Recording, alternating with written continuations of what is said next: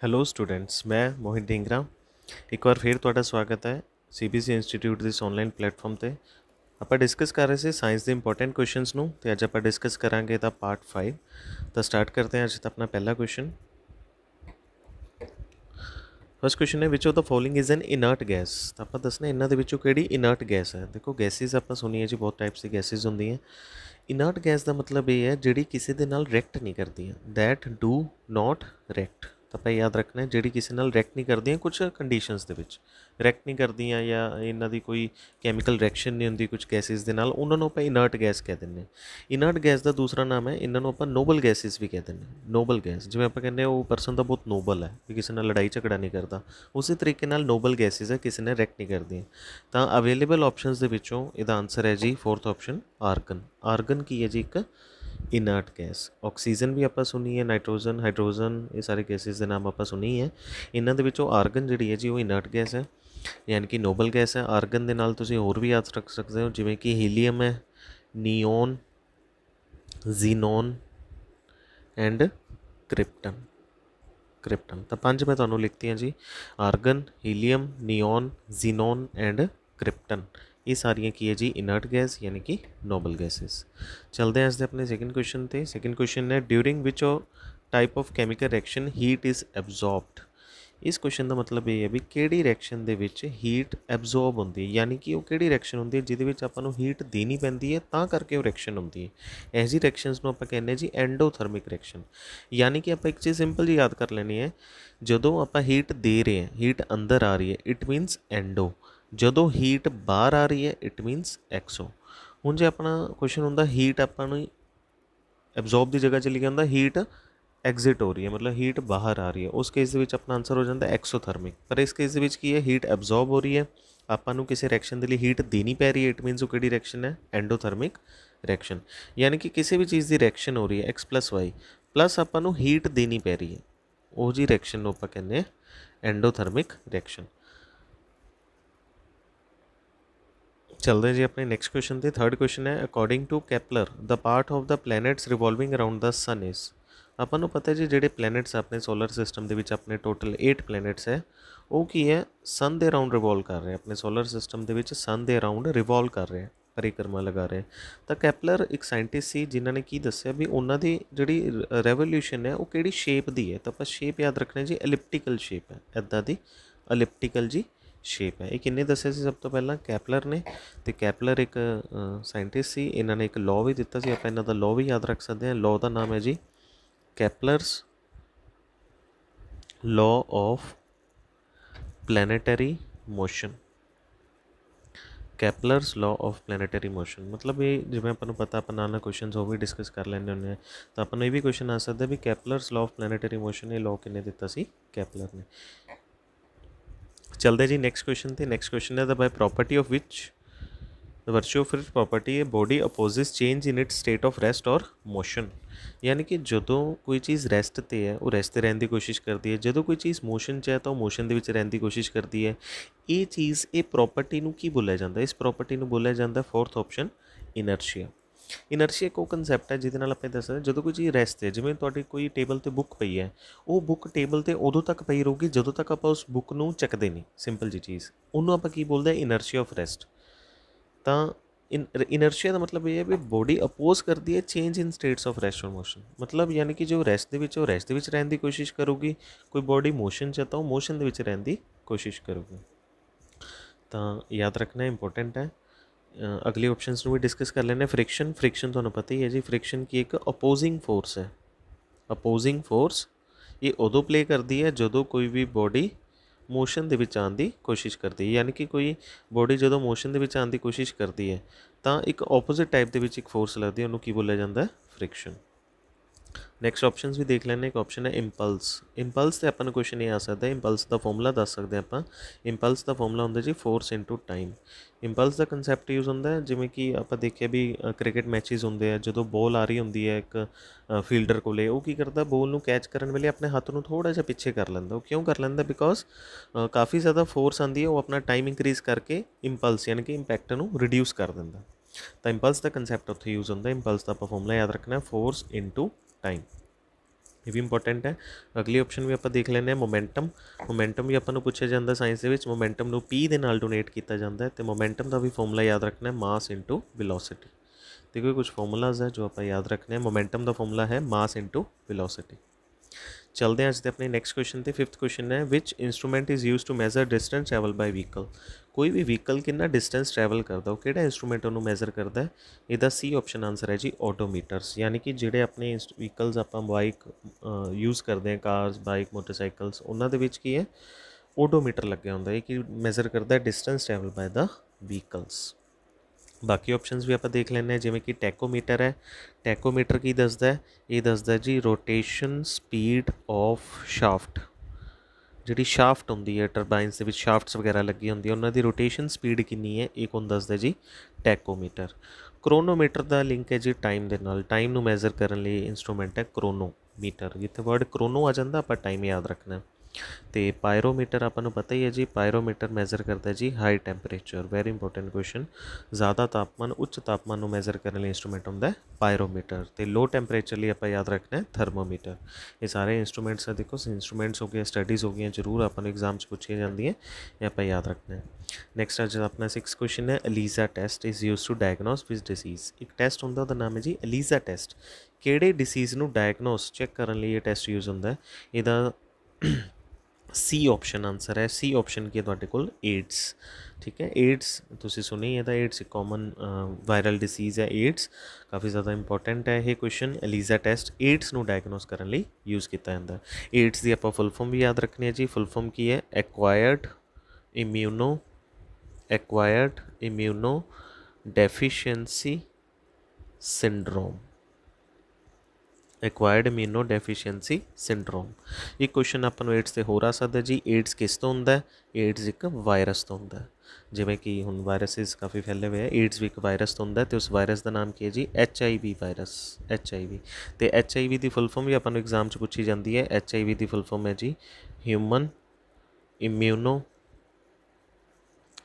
Immuno deficiency virus.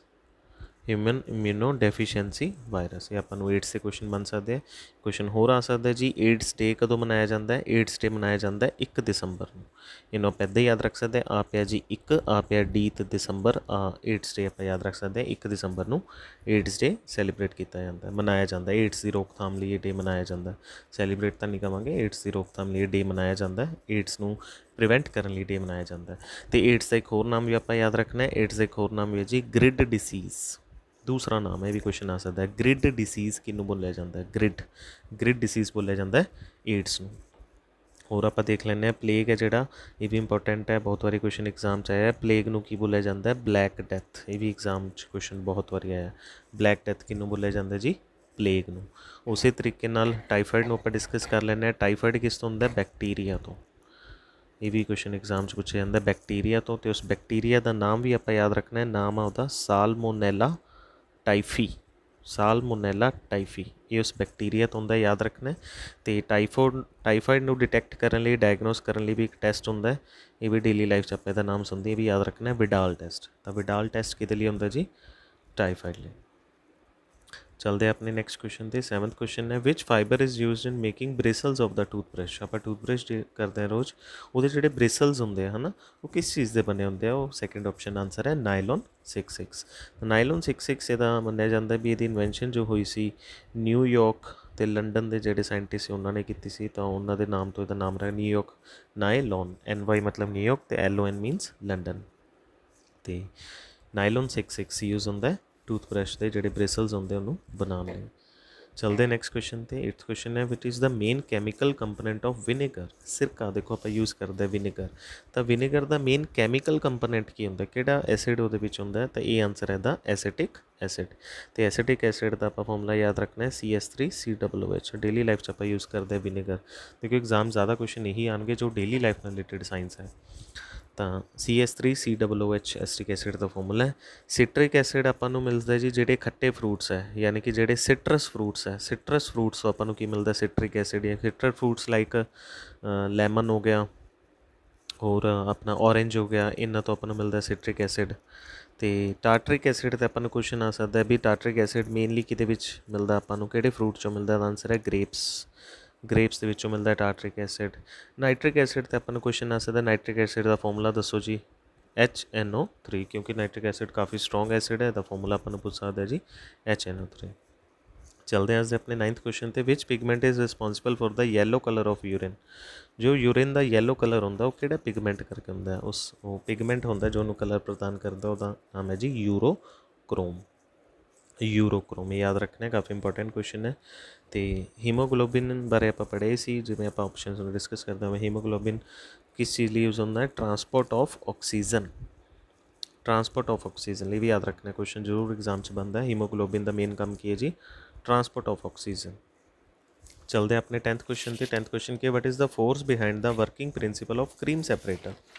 ਤਾਂ cream ਨੂੰ, ਦੁੱਧ ਦੇ ਵਿੱਚੋਂ ਕਰੀਮ ਨੂੰ ਸੈਪਰੇਟ ਕੀਤਾ ਜਾਂਦਾ, ਇੱਕ ਇੰਸਟਰੂਮੈਂਟ ਹੁੰਦਾ, ਉਹਦੇ ਪਿੱਛੇ ਕਿਹੜੀ ਫੋਰਸ ਕੰਮ ਕਰਦੀ ਹੈ? ਤਾਂ ਇਹ ਆਪਸ਼ਨ ਆਨਸਰ ਹੈ ਜੀ ਸੈਂਟਰੀਫਿਊਗਲ ਫੋਰਸ। ਅਤੇ ਸੈਂਟਰੀਫਿਊਗਲ ਫੋਰਸ ਬਾਰੇ ਆਪਾਂ ਇੱਕ ਚੀਜ਼ ਜਿਹੜੀ ਮੇਨ ਯਾਦ ਰੱਖਣੀ ਹੈ, ਬਾਹਰ ਨੂੰ ਲੱਗਦੀ ਹੈ ਜੀ। ਯਾਨੀ ਕਿ ਜਦੋਂ ਦੁੱਧ ਨੂੰ ਇੱਦਾਂ ਘੁਮਾਇਆ ਜਾਂਦਾ ਹੈ ਤਾਂ ਸੈਂਟਰੀਫਿਊਗਲ ਫੋਰਸ ਹਮੇਸ਼ਾ ਬਾਹਰ ਨੂੰ ਲੱਗਦੀ ਹੈ, ਆਪਾਂ ਯਾਦ ਰੱਖਣਾ। ਅਤੇ ਜਿਹੜੀ ਸੈਂਟਰੀਫਿਊਗਲ ਫੋਰਸ ਹੈ ਇਹ ਹਮੇਸ਼ਾ ਅੰਦਰ ਨੂੰ ਲੱਗਦੀ ਹੈ। ਤਾਂ ਜਿਹੜੀ ਅੰਦਰ ਨੂੰ ਲੱਗੂਗੀ ਉਹ ਸੈਂਟਰੀਪੀਟਲ ਫੋਰਸ, ਅਤੇ ਜਿਹੜੀ ਬਾਹਰ ਨੂੰ ਲੱਗੂਗੀ ਉਹ ਹੋਊਗੀ ਸੈਂਟਰੀਫਿਊਗਲ ਫੋਰਸ। ਤਾਂ ਇਹ ਕਨਸੈਪਟ ਥੋੜ੍ਹਾ ਯਾਦ ਰੱਖਣਾ, ਕਰੀਮ ਸੈਪਰੇਟਰ ਦੇ ਵਿੱਚ ਸੈਂਟਰੀਫਿਊਗਲ ਫੋਰਸ ਨੂੰ ਯੂਜ਼ ਕੀਤਾ ਜਾਂਦਾ। ਅਤੇ ਇਹ ਵੀ ਆਪਾਂ ਨੂੰ ਕੁਐਸਚਨ ਆ ਸਕਦਾ ਹੈ, ਸੈਂਟਰੀਫਿਊਗਲ ਫੋਰਸ ਕਿਵੇਂ ਲੱਗਦੀ ਹੈ? Away from centre and centripetal force it is directed towards centre. ਜਿਹੜੀ ਸੈਂਟਰ ਨੂੰ ਲੱਗਦੀ ਹੈ ਉਹ ਸੈਂਟਰੀਪੀਟਲ, ਜਿਹੜੀ ਬਾਹਰ ਨੂੰ ਲੱਗਦੀ ਉਹ ਸੈਂਟਰੀਫਿਊਗਲ। ਤਾਂ ਇੰਪੋਰਟੈਂਟ ਕੁਐਸਚਨ ਹੈ, ਕਰੀਮ ਸੈਪਰੇਟਰਸ ਦੇ ਵਿੱਚ ਯੂਜ਼ ਹੁੰਦੇ ਸੈਂਟਰੀਫਿਊਗਲ ਫੋਰਸ। ਨੈਕਸਟ ਕੁਐਸਚਨ ਹੈ ਜੀ, which is the following chemical compounder responsible for acid rain. ਕਾਫੀ ਜ਼ਿਆਦਾ ਪੋਲਿਊਸ਼ਨ ਹੋਣ ਕਰਕੇ ਕੀ ਹੁੰਦਾ, ਹਵਾ ਦੇ ਵਿੱਚ ਕਾਫੀ ਜ਼ਿਆਦਾ gases like sulphur dioxide, nitrogen oxides, ਹੈ ਨਾ, ਇੱਦਾਂ ਦੀ ਕੁਝ ਗੈਸਿਸ ਹਵਾ ਦੇ ਵਿੱਚ ਪ੍ਰੈਜ਼ੈਂਟ ਹੋ ਜਾਂਦੀਆਂ। ਉਹਦੇ ਕਰਕੇ ਕੀ ਹੈ, ਜਿਹੜੀ ਰੇਨ ਆਉਂਦੀ ਹੈ ਉਹ ਇਹਨਾਂ ਐਸਿਡਸ ਦੇ ਨਾਲ ਮਿਲ ਕੇ ਐਸਿਡ ਰੇਨ ਨੂੰ ਕਾਜ਼ ਕਰਦੀ। ਤਾਂ ਇਹਦਾ ਸਲਫਰ ਡਾਈਆਕਸਾਈਡ ਜਾਂ ਨਾਈਟ੍ਰੋਜਨ, ਯਾਨੀ ਕਿ ਇਹਦਾ ਸੀ ਆਪਸ਼ਨ ਆਨਸਰ ਹੋ ਜਾਊਗਾ ਬੋਥ A and B। ਤਾਂ ਐਸਿਡ ਰੇਨ ਦੇ ਵਿੱਚ ਮੇਨ ਕੈਮੀਕਲਸ ਕਿਹੜੇ ਹੁੰਦੇ? ਸਲਫਰ ਡਾਈਆਕਸਾਈਡ ਯਾਨੀ ਕਿ sulphuric acids and nitrogen oxide ਯਾਨੀ ਕਿ ਨਾਈਟ੍ਰਿਕ ਐਸਿਡ। ਇੱਦਾਂ ਦੇ ਕੁਝ ਐਸਿਡਸ ਹੋਣ ਕਰਕੇ ਇਹ ਜਿਹੜੀ ਆਪਣੇ ਜਿਹੜੇ ਲਾਈਮਸਟੋਨ ਹੋ ਗਿਆ, ਹੈ ਨਾ, ਆਗਰਾ ਦਾ ਆਪਾਂ ਨੂੰ ਕੁਐਸਚਨ ਸੁਣੀ, ਜਿਹੜਾ ਤਾਜ ਮਹਿਲ ਹੈ ਉਹ ਵੀ ਪੀਲਾ ਪੈ ਰਿਹਾ, ਉਹ ਵੀ ਕਿਉਂ ਪੈ ਰਿਹਾ? Because of acid rain. 12th question ਹੈ, what is baking soda. Important question ਹੈ। ਬੇਕਿੰਗ ਸੋਡਾ ਦਾ ਸੀ ਆਨਸਰ ਹੈ ਜੀ ਸੋਡੀਅਮ ਬਾਈਕਾਰਬੋਨੇਟ, ਵੈਰੀ ਇੰਪੋਰਟੈਂਟ। ਅਤੇ ਸੋਡੀਅਮ ਬਾਈਕਾਰਬੋਨੇਟ ਦਾ ਆਪਾਂ ਫਾਰਮੂਲਾ ਯਾਦ ਰੱਖਣਾ NaHCO3, ਬੇਕਿੰਗ ਸੋਡਾ। ਤਾਂ ਬੇਕਿੰਗ ਸੋਡਾ ਸੋਡੀਅਮ ਬਾਈਕਾਰਬੋਨੇਟ, ਜਾਂ ਫਿਰ ਇਹਨੂੰ ਆਪਾਂ ਹੋਰ ਕੀ ਬੋਲ ਸਕਦੇ ਹਾਂ, ਇੱਕ ਦੂਸਰਾ ਨਾਮ ਵੀ ਪੁੱਛਿਆ ਜਾ ਸਕਦਾ ਹੈ ਸੋਡੀਅਮ ਹਾਈਡਰੋਜਨ ਕਾਰਬੋਨੇਟ, ਇੱਕੋ ਗੱਲ ਹੈ ਜੀ। ਸੋਡੀਅਮ ਬਾਈਕਾਰਬੋਨੇਟ ਬੋਲੋ ਜਾਂ ਫਿਰ ਬੋਲੋ ਸੋਡੀਅਮ ਹਾਈਡਰੋਜਨ ਕਾਰਬੋਨੇਟ। ਨੈਕਸਟ ਹੈ ਜੀ question, what is the chemical name of vitamin A। Very important question. Vitamin A ਦਾ ਕੈਮੀਕਲ ਨੇਮ ਹੈ ਜੀ A option retinol. Very important question ਬਹੁਤ ਵਾਰ ਐਗਜ਼ਾਮ 'ਚ ਆਇਆ। ਅਤੇ ਕੁਐਸਚਨ ਆਉਂਦਾ ਵਿਟਾਮਿਨਸ 'ਤੇ, ਜਿਵੇਂ ਵਿਟਾਮਿਨਸ ਨੂੰ ਡਿਸਕਵਰ ਕਿਹਨੇ ਕੀਤਾ ਸੀ? FG ਹੌਪਕਿੰਸ, ਆਪਾਂ ਪੜ੍ਹੇ ਸੀ FG ਹੌਪਕਿੰਸ। ਅਤੇ ਜਿਹੜਾ ਇਹਦਾ ਨਾਮ ਰੱਖਿਆ ਸੀ ਉਹ ਰੱਖਿਆ ਸੀ C ਫੰਕ ਨੇ।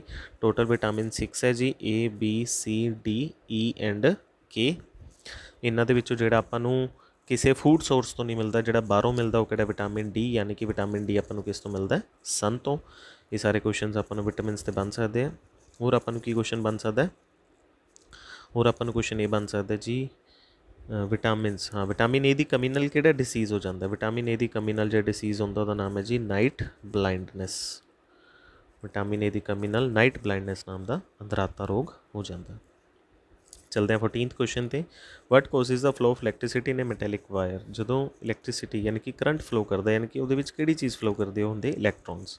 ਇਲੈਕਟ੍ਰੋਨਸ 'ਤੇ ਨੈਗੇਟਿਵ ਚਾਰਜ ਹੁੰਦਾ, ਆਪਾਂ ਯਾਦ ਰੱਖਣਾ ਹੈ ਨੈਗੇਟਿਵ ਚਾਰਜ।